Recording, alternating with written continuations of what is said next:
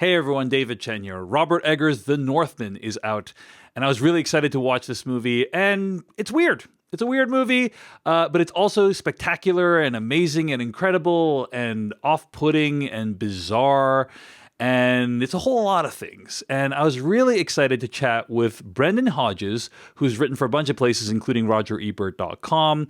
We talked about the themes of this movie, the tones, the pacing, all that good stuff, and we did spoil the entire film in our conversation. So if you are looking for a discussion of The Northman with full spoilers, we've got the right video for you. If you enjoy this video, be sure to hit like and subscribe, hit that bell icon to get notifications whenever I upload new stuff. I generally talk about movies, TV, as well as technology here on the channel. Big thanks to Brendan for chatting with me. Let's get into our conversation about The Northman. So let's talk about The Northman. What were your overall thoughts on this movie? I thought it was very good. Definitely, for me, not as strong or cohesive maybe as The Witch and The Lighthouse, which I know has been echoed online a little bit. But overall, I thought it was very good. Definitely flawed, and I don't know if I only thought this because I already knew the studio had mandated some cuts going into the movie, but I definitely felt that the pacing was a little uneven throughout. I noticed bits and pieces missing. It seemed like it was trying to be a very slow burn type of a movie with these outbursts of violence, and the cut of the movie just kept pushing us as quickly as it kind of could towards those violent moments. So I think it maybe would have been a better movie if it has slightly slower pace, ironically. But overall, I thought it was very good. It was beautifully shot. The action was phenomenal often. I thought the performances were terrific. And it's just awesome to see a movie this idiosyncratic at this budget level, you know? I agree completely. The movie cost around $90 million, and it doesn't have what we conventionally think of as superheroes in it. And it is decidedly feels like not a mainstream movie. You know, there's real violence in it. There's real tragedy. There's some messed up stuff in the movie, you know, that to our modern eyes appears really weird and off-putting. And I love that for it. You know, I really overall enjoyed this movie. Primarily, I was amazed at how visually spectacular The Northman was. I think that just the way they shot this and combined the visual effects with what appears to be gorgeous real-life locations made for a really convincing, authentic period piece that also happens to have some supernatural elements mixed in. So I really enjoyed it, but I have to say I enjoyed the first 2/3 to 3/4 a lot more than the last third to quarter of it. I think part of it comes down to the pacing, as you described. At some point, and we're going to get into spoilers like right now, so you should assume we're going to spoil the movie. At some point, it feels like they just kind of the movie stopped having anything new to say, you know. And actually, I will say it was a little bit tough to decipher what the movie was trying to say. You know, this movie is not one of those movies that makes me feel like, oh, like, you know, an eye for an eye makes the whole world go blind. Revenge is bad. Because I think the final shots of the movie with the main character, and again, we're spoiling The Northman, being carried up to the afterlife by Valkyrie, it does feel to me like in some way we're supposed to celebrate that character and what he's doing. Like that is kind of the interpretation I get. So all that said, that's my thinking. Like, I think it's a little bit muddled in terms of what it's trying to say. What did you think about the message of this movie? Like, what do you think this movie is trying to say? Is it just like, here's a snapshot of what life was kind of like back then with these mystical elements and people killing each other all the time? Or was it trying to say something more than that? I do think it was trying to say something more than that. And I think a big difference between the way this movie handles its story and themes and The Witch and the Lighthouse is that in the first two examples, it's almost like Robert Eggers went into the collective subconscious of someone from that period and built a whole movie around those fears and experiences that a person at that time might think about, right? Or in that setting that they showed. And this was not as internal and character focused. I mean, the main character of the movie, Dave, kind of only has one feeling for about 2/3 of the movie. He then develops a second feeling. Yes, later in the film. And I think that's important to mention because I think that makes some of what it's trying to do a little bit more impenetrable, because in the first two movies he's done, the themes are so tied to the direction of how the characters progress. Mm-hmm. And in this movie, it's not quite the same way. And in fact, I almost think it's fatalistic in some ways in terms of how it's presenting masculinity and kind of generational values being passed down. Now, this is important to mention because I think what the movie is ultimately trying to show, and you mentioned the Valkyrie at the very end, I think what the movie is trying to do, kind of similar to those first two movies, although in my opinion not as successfully, you constantly see these visions Yeah. of Valkyries and this big tree and all of this iconography, and we're not ever quite sure how much of that is meant to be literally supernatural, and Mm-hmm. how much of that is basically a projection of the main character or other Mm. characters in the piece. And I think that tension between what's actually supernatural and what's just a vision is something we're kind of meant to keep in mind. So is the final image of him being carried off to the afterlife something that's actually happening? Or is this what he's telling himself in that moment to justify his own actions? Um, Interesting. Yeah, that's a great sort of reading of the film, and if read that way, right, then what the movie's trying to say or is trying to comment on the stories people tell themselves to justify their terrible actions, right? yeah, particularly I think through the lens of belief and religion, Hmm. which is a through line in all three of his films, obviously. And The Lighthouse isn't, capital R religious, but it definitely has elements of belief in Yeah. terms of the magical realist elements around the lighthouse itself.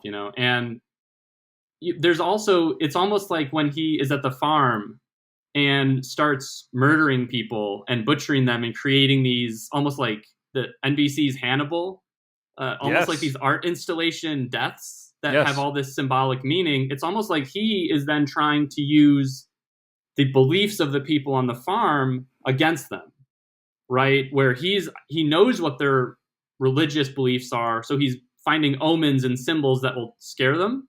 And it's interesting that you mentioned the last third kind of bottomed out for you, because I enjoyed a lot of the last third, like the volcano sword fight. Yeah. Like, holy shit. And let me just say about that before I want to hear your point, but what's great is this is a movie I feel that understands what it means to build. Like you start with this incredible action sequence towards the beginning of them kind of raiding this village and completely destroying it.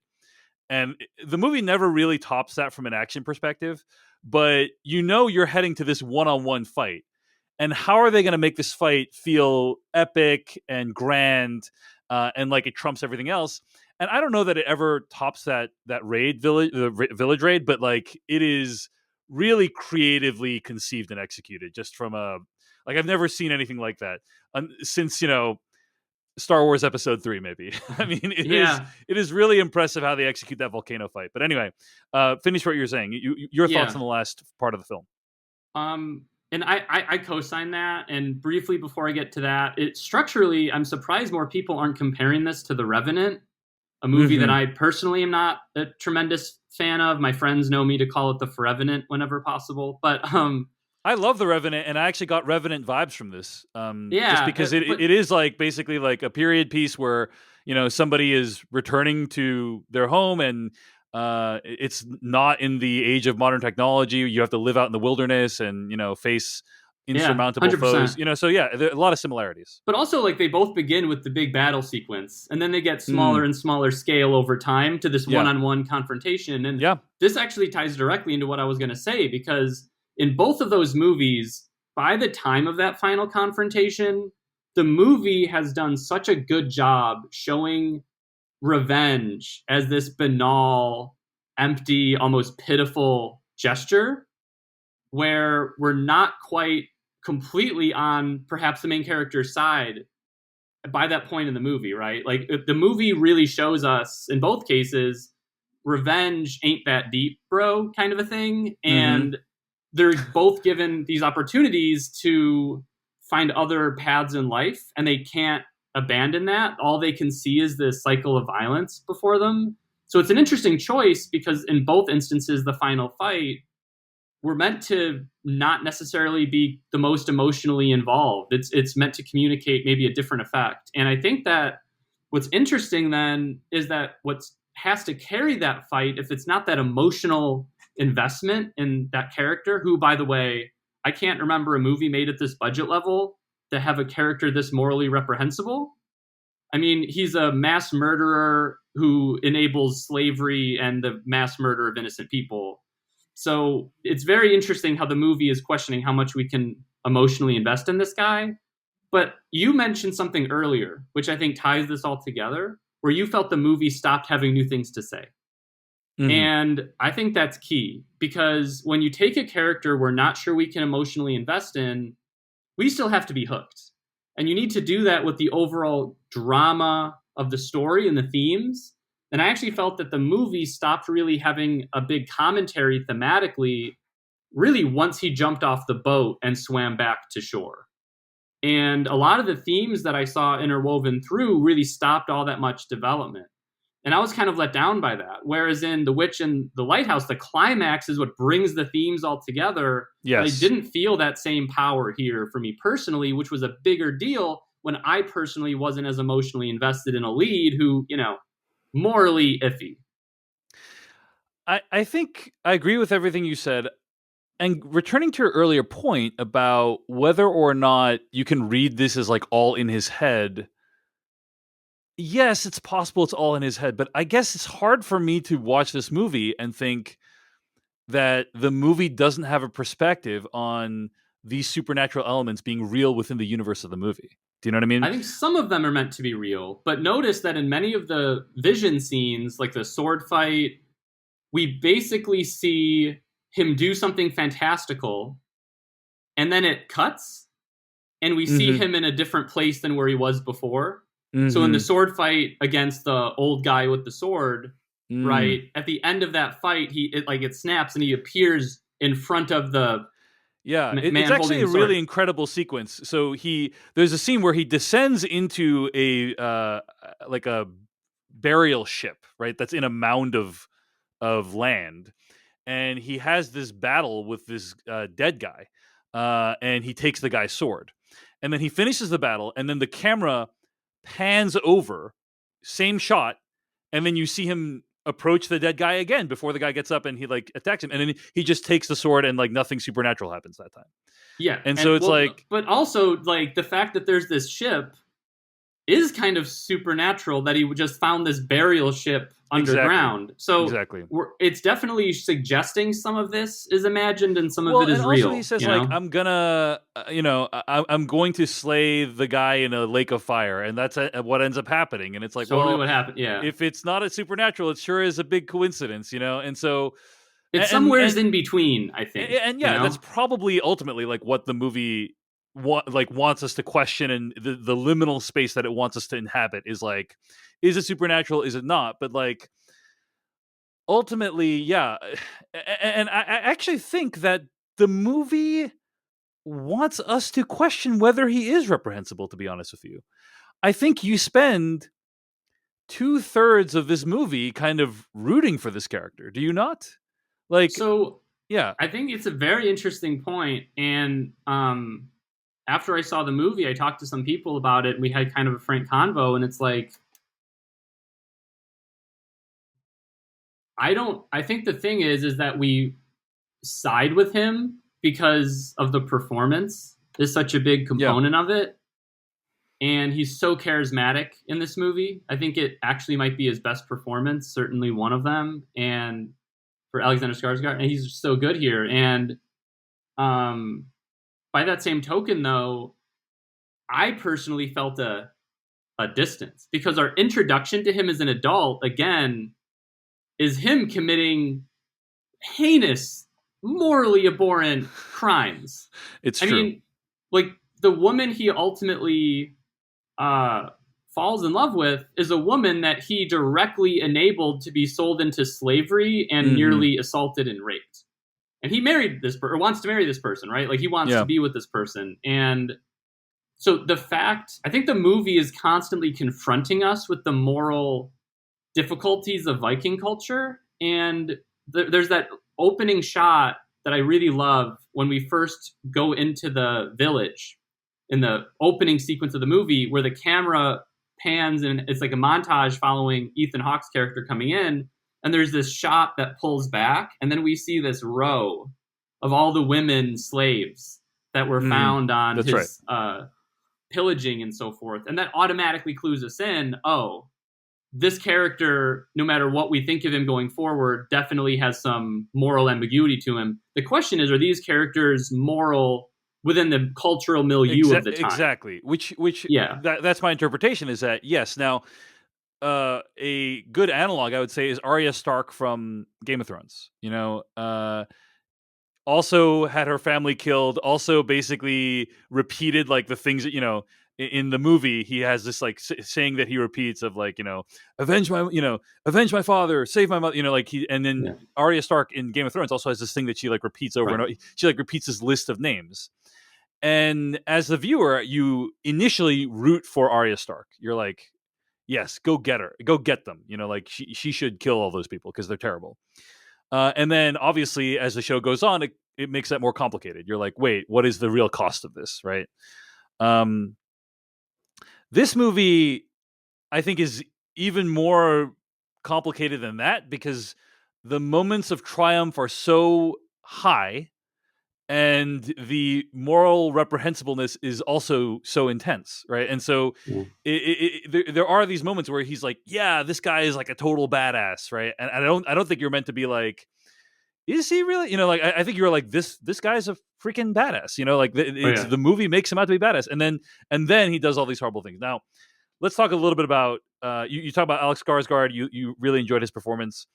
This is my favorite thing Nicole Kidman has done in a really long time because she is weird and freaky in this film.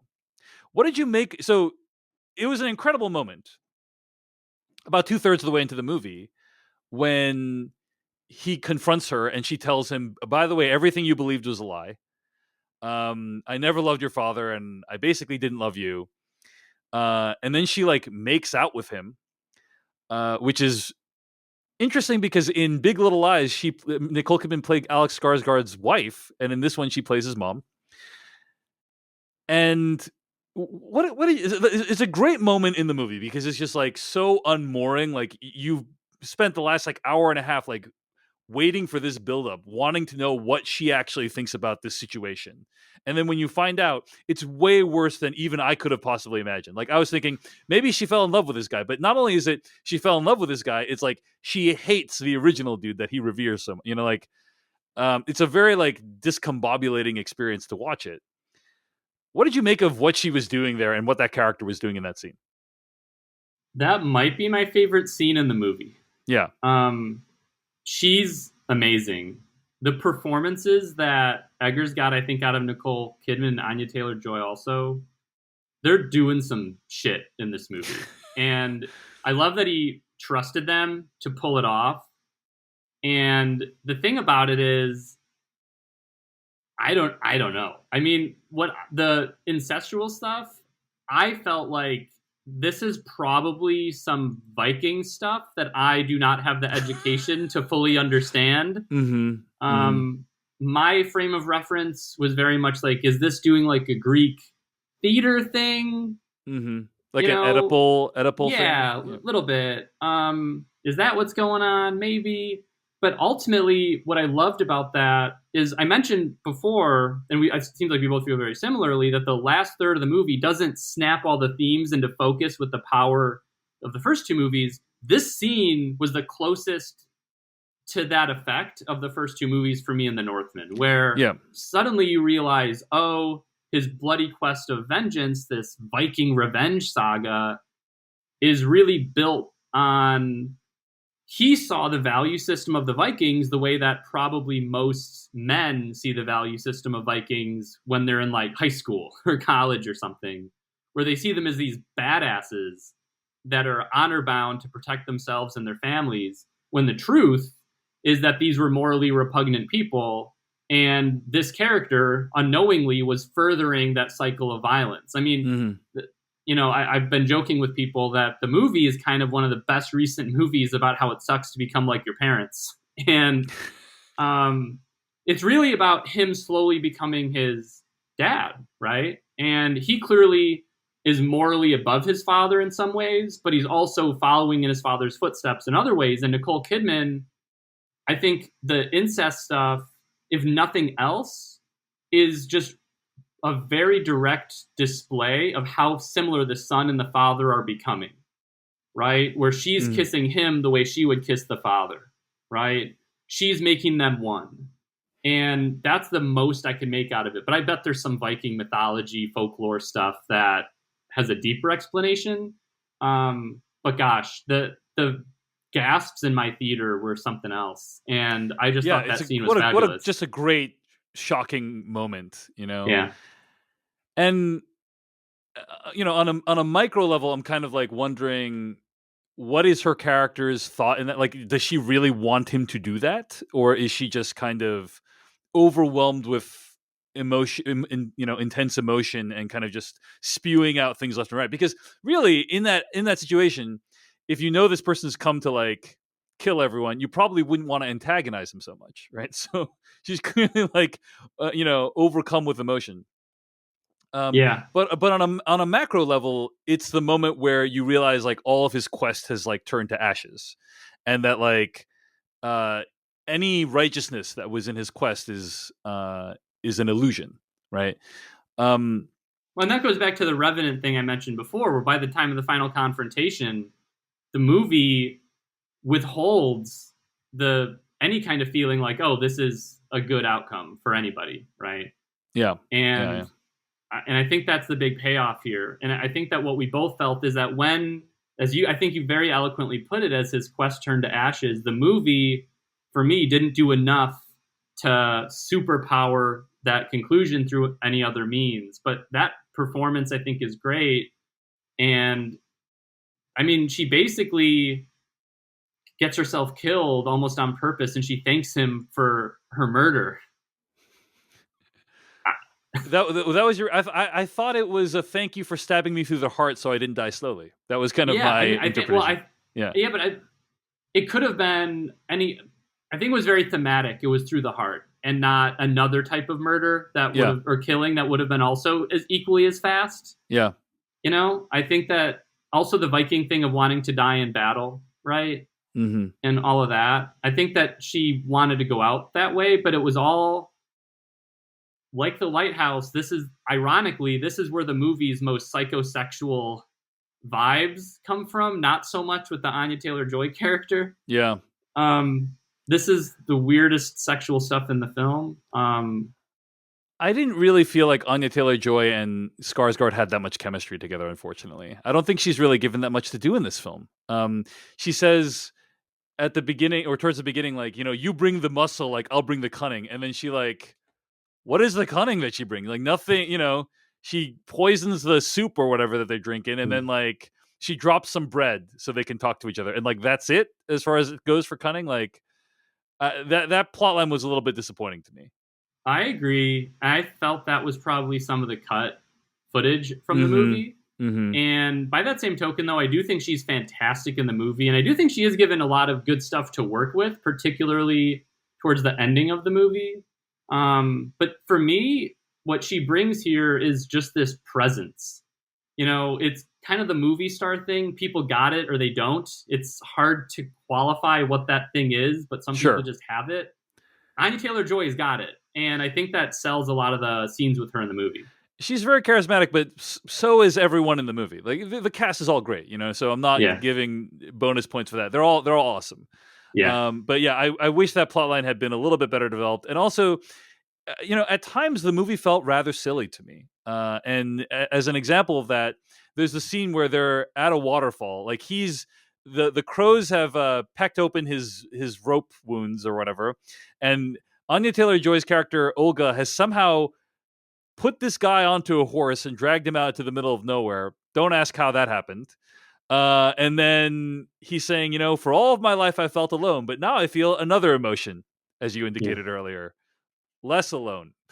um, Yeah. and I guess it's just like, this is like pretty rough exposition, pretty rough just characters stating their feelings.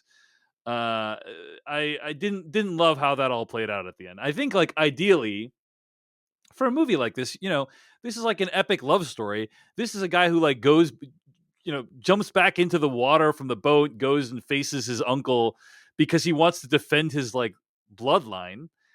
And ideally, I wanted to feel more for that couple than I did. I felt very just like, Yeah. oh, these are the two most attractive people here, so they're together, and that's why they're together. It wasn't like, oh, I really feel that like this is an epic love story that like makes me want to really root for this guy. Yeah, Yeah. I think that's fair. I think I connected to it more than you did. I do think they have like a decent amount of chemistry, and I like the performances, and it's sold on that level. But to me, this dips into something we haven't talked about yet, which is this storyline is probably the most quote unquote Hollywood part of the movie for me in a way, Yeah. where It reeks of like studio notes. It's like we got to yeah, give him a love interest. We got to have a happy ending. I mean, because of the way it ties into the plot at the end of like him going back and facing his uncle because he doesn't want his uncle to kill his kids.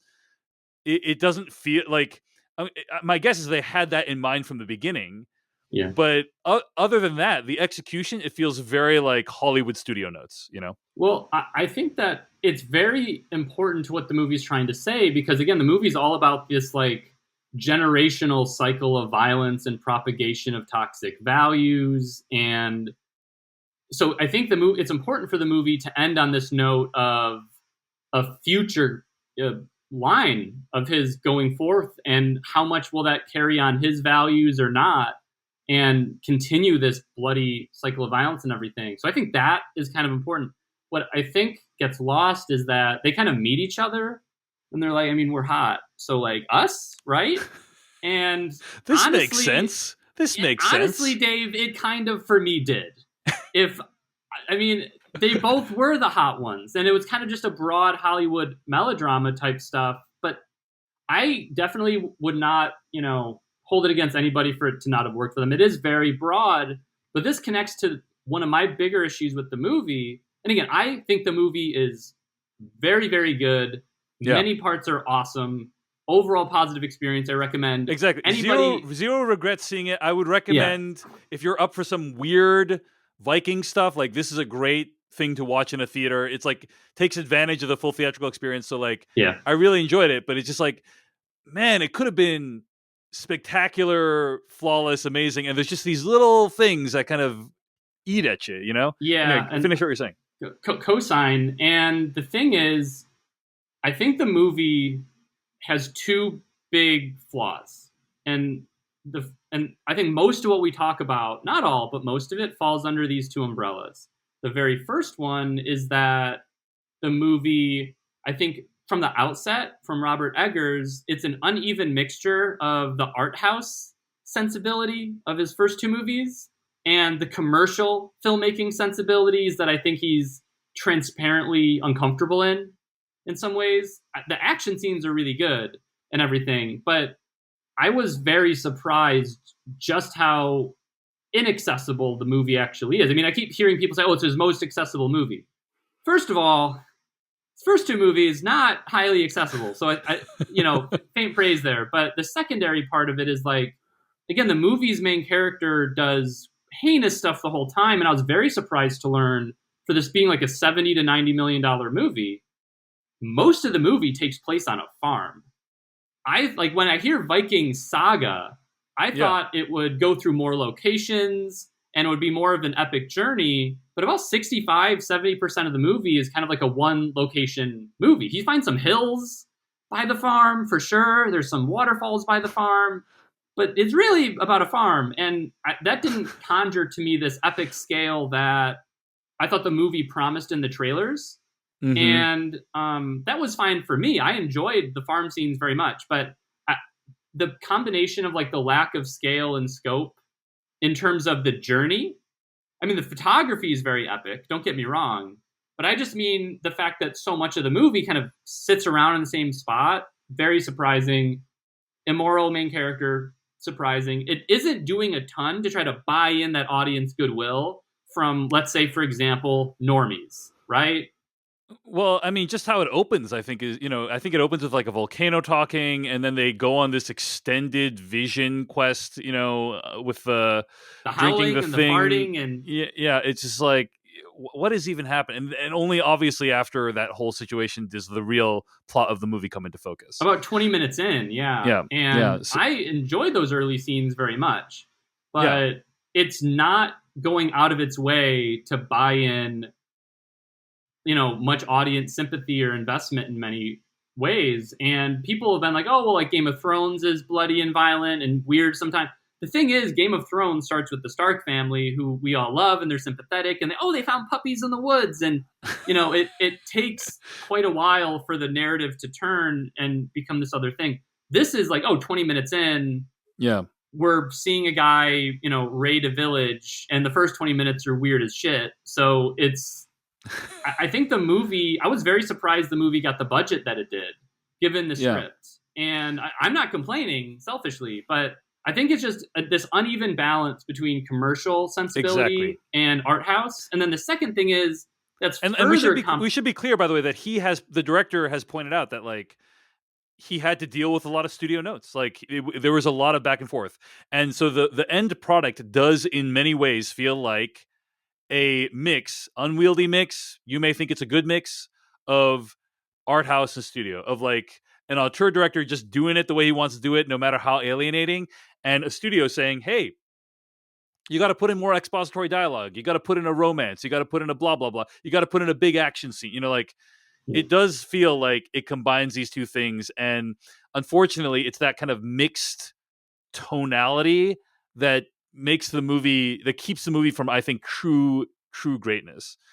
But it is still a really compelling, beautiful film, and I'm like, there's so many sequences that are incredible, and so many shots that are beautiful. I mean, speaking of The Revenant, many shots play out uninterrupted over many minutes. And so just from a cinematography standpoint, from a camera movement perspective, it's beautiful to witness. Phenomenal, yeah. Yeah. So anyway, I'm sorry I interrupted you, Brendan. You were going to say something else. No, you actually beat me to my second point, which was the first element is just that I think Eggers, from the outset maybe had that balance wrong. And then I think the second thing is the studio came in to try to fix it, and they perhaps muddied it up a little bit more. And so there's two elements of the movie that are then a little bit compromised. And I know I'm going to get a ton of hate to anybody who listens to this for me bringing up The Last Jedi, but I love The Last Jedi. And I think that something that has divided that movie that reminded me of The Northman is that, I should say The Northman reminded me of The Last Jedi, is that I think a lot of why The Last Jedi is such a hit with people on film Twitter and people on Letterboxd and film critics is because The Last Jedi is, in my opinion, using more, I don't know, artsy-fartsy art house devices here or there. It's very tonally discordant at times. It can be confrontational tonally. Like the Luke saber toss, I've often said to people, I don't think the issue is that he tosses the saber. I think that it has this like zoinks tone in the movie. Like it's played as this kind of almost slapstick beat that people found very confrontational. And those types of tonal swings is much more prevalent in the kind of the art house area that Rian Johnson comes from a little bit. And my point here is that I think that these are both movies that didn't quite know how to bridge the gap between the sensibilities of the filmmaker and the broad audience. You're saying The Last Jedi and this movie. That's what you're saying? Yeah, to different degrees. But I think it's I think The Last Jedi rules. It's one of my favorite Star Wars movies. Yeah. But I think that's responsible for some of the backlash and why there's there's a lot of Star Wars groups of people, but why the critics saw it very differently than a lot of the average fans. Yeah. I think it's just because of that art house visual sensibility Rian was bringing. And that's not to say other people aren't smart enough or they are, heathens who don't understand great cinema. It's just a kind of a different language and a different way of telling a story. Yeah. And I think this movie gets that balance far more wrong than The Last Jedi did. But it's his first shot at a commercial type movie. So it's kind of fair that he got that balance wrong, maybe. I wanted the movie to choose a lane. Basically, I wanted it to be Yeah. like an ultra grounded revenge story, or a kind of uh, ultra supernatural fantasia, gods of Egypt style. I know people hate that movie, but I at least think it's doing its thing. Yeah. And unfortunately, it ended up kind of being this unwieldy mishmash of both. Still, despite all that, tons of amazing moments in the movie. Again, we've talked about the raid on the village a little bit, but like probably one of the most incredible sequences I've seen in any film ever. Like in the history of me watching films. I think a lot of it takes place in one long continuous shot, if I'm not mistaken, too, right? And it's just like, So the shot starts yeah, just to set the stage outside this village. yes, It tracks laterally. yeah, It hits the barrier wall. yeah, Then it tracks upwards, upwards, goes over the wall. into the village, and then you then Yeah. see, and it's just like, this is incredible. It is filmmaking of the highest order. This Yeah. movie, and there are just some issues. I think from a script level, from a tone level, from a pacing level. But ultimately, there's so many good things about this movie. I can't help but recommend The Northman. Any other thoughts, Brendan Hodges? Yeah, I do have one brief thought that I realized I should have mentioned earlier when we were talking about what the movie was trying to say. And this is something that I thought it was trying to say, and then it didn't pay off for me in the conclusion. And Mm-hmm. I'd be remiss, Dave, if I didn't mention it before we uh, end Sure. our talk today, which is so we talked about this uneasy blend of supernatural versus what's imagined, right? Mm-hmm. We're not quite sure what the balance is. We know at least some of it is supernatural. The guy can't get the sword out of its Right. scabbard, and But it could have been a coincidence, Brendan. Could have been a coincidence. Maybe it was could just have been a stuck there. coincidence. Yeah. Yeah, that's right. But by that same token, we know that there's at least this very direct suggestion. At least some of the supernatural elements seem to be happening for real. Like you mentioned, the prophecy is a really good example of something that seems to be happening on a supernatural level. And then he goes to the cave, he gets told where the sword is, and he finds a sword. And we're left to ask, where does he find this dope sword if the vision wasn't real, right?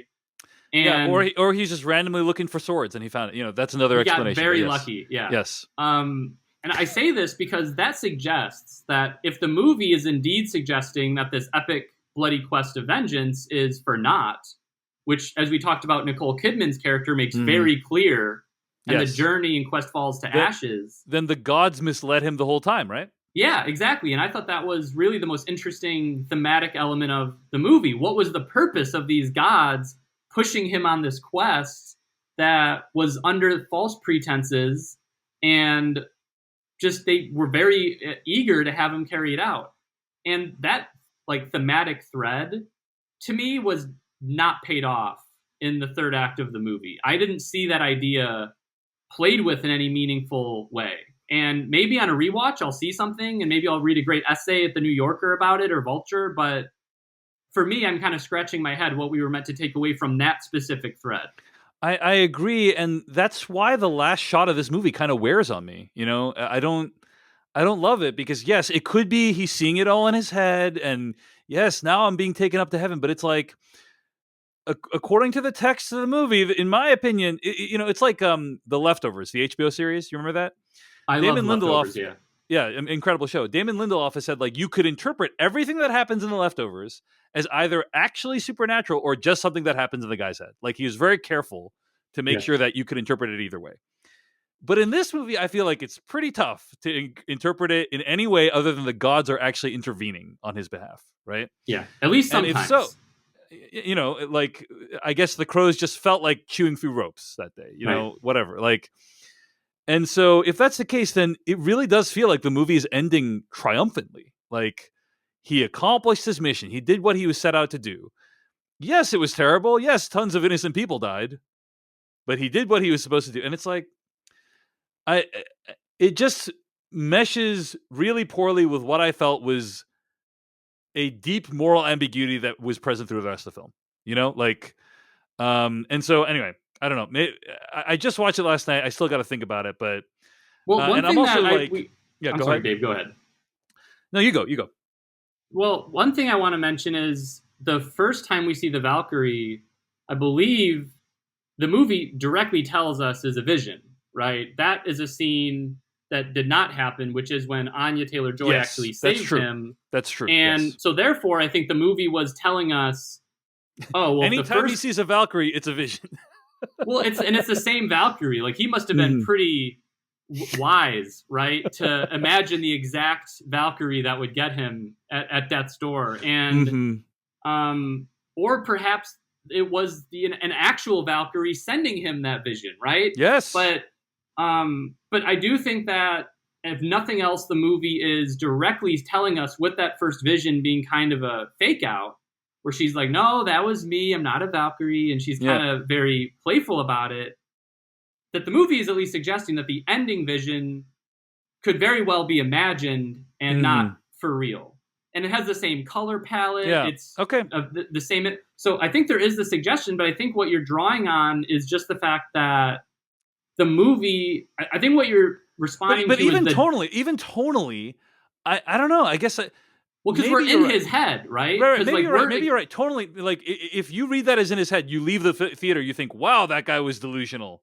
Terrible for that to happen. You know, like, I guess I'm just overcome with the raw, visceral power of that Valkyrie imagery. I'm just like, well, it just looks, it looks so cool. It looks really cool. And so, like, I'm a dumb, you know, who's just like, wow, cool image, like, you know. But yeah, you're right. If you double click on it and it's like, this is his vision, it's him deluding himself, it's actually really tragic. Then that makes a lot more sense. Or vice versa, you can think it's very beautiful that his value system and his, you know, conception of the afterlife gave him this final moment of peace and happiness in his final moments, you know. And I think that the movie, it's neither. I think that the frustration both of us feel is being expressed here, which is a deficit of the thematic heft and clarity to give us the substance that we want. But I don't think you're at all like, oh, a dumb. I think Dave, what you're feeling is the movie puts you in his point of view. Yes. And it is meant to seem amazing and awesome in the real sense of the word. And it puts us in that vantage point. So we leave the movie from his point of view, right? And I think that moment would have hit harder for myself personally, and I think for you, based on what you've said, if it did more thematic setup in other areas. And I think that's what we're both responding to. Yeah, and I don't have any of these issues with his other movies, you know, like, but those movies didn't make me feel the same kinds of things, you know, like with his other movies, all of those characters in his other movies are super morally ambiguous, with The Witch and Lighthouse, in my opinion, right? Like, you're not like, I'm not rooting for any of those people, basically. And in this one I was, for a variety of reasons, but anyway, decide for yourself, folks. Watch The Northman in theaters, or whenever you're seeing this review. Maybe it's already on video on demand by the time you're watching this. And decide for yourself what you think the movie's trying to say. We'd love to hear about it. Hit us up in the comments respectfully. Brendan Hodges is a culture writer whose work has appeared at rogerebert.com. Brendan, thanks so much for chatting with me today, man. Appreciate it. Yeah, it was a blast, Dave. All right, folks, that's going to do it for us today on the channel. I hope you enjoyed the conversation with Brendan. If you did, be sure to follow him on Twitter. I've left a link below in the description. A big shout out to all my patrons at patreon.com/DaveChen. Thank you so much for your support of what I do and for making what I do possible. Patreon.com/DaveChen, where you can sign up for exclusive bonus audio podcast episodes, as well as access to my office hours. Thanks for watching. See you in the next one.